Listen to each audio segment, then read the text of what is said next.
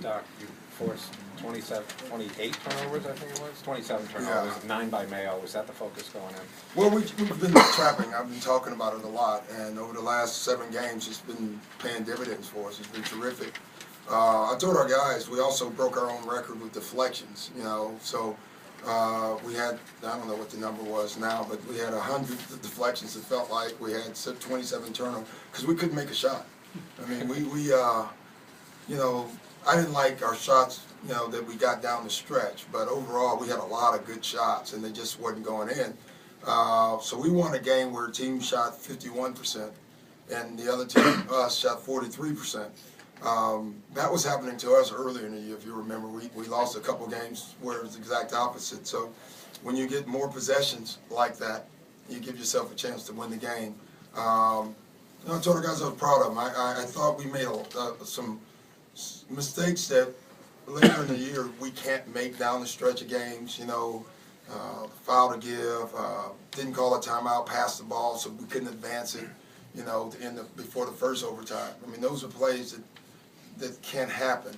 But through all those mistakes, we still won the game. And so as a coach, you'll take that. Do you like Rondo getting the ball late in the clock that much?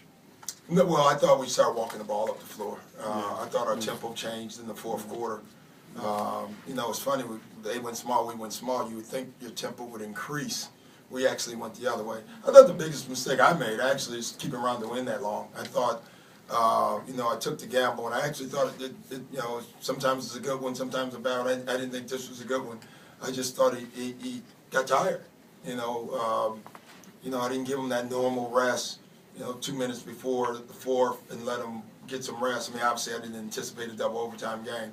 But I thought that had an impact on him and on his speed of the game. I told our guys with like 4 minutes left, my coaches, because then it was too late.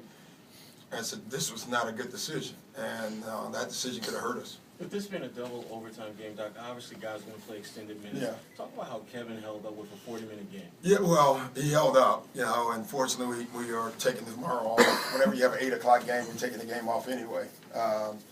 So, I don't want that, but it had to happen tonight. Were there any thoughts at all? Yeah, I actually asked in the second overtime I was going to sit him, and really, I don't think he didn't want to, or when he didn't answer, that probably meant he wanted to sit a minute, and I just left him out there. So.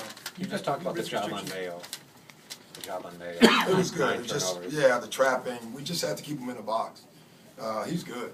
I mean, he's really good. He's strong as an ox, and he makes difficult shots. I think he's shooting over 50 from the 3. He's just a tough guy to guard. Our thought was trying to, make it, and yet when you look at his numbers, he still had 24 points and shot over 50%. I'm done now, Stephen. Me too.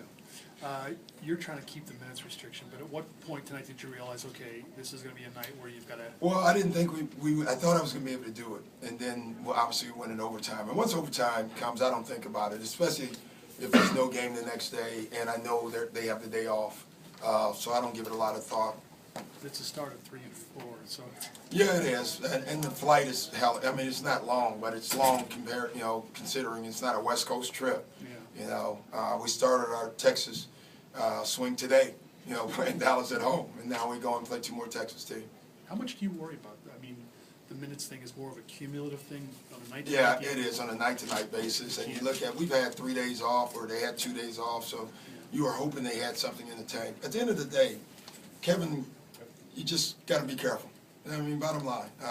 And we've done a great job this year with him overall, but I think with him over anybody, the accumulative effect for the next night, or even 2 nights, can have an impact. But not just Kevin, Paul, 44, Yeah. Jason, 47. Yeah. Yeah, that's You're why. going to get a call from AAR. Yeah, they're going to sleep tonight. Hey Doc, did you feel like you were playing your they shot 50%. Did you feel like you were playing your defense? Yeah, I did. I thought in the second and third quarter we were terrific defensively. I think the second unit went 6 minutes or 5 minutes without them scoring a bucket, and then I subbed the starters in and they scored 5 points in 30 seconds.